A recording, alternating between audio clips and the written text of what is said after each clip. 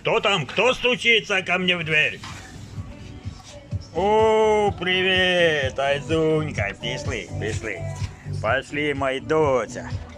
Моя доця прийшла до мене снідать, гості, ждала папу. Коли папа прийде? Йдем. Йдем на природу, де ти будеш, доця? Доняшка моя. Доняшка моя, карамашка моя. Кочерышка моя. Идем сюда, наверное.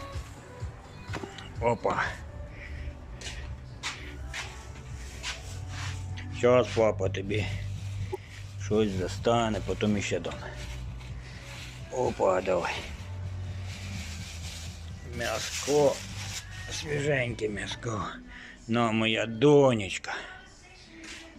Шия домашня називається. Моя дося. Пошли. Чого ти положив? Іди.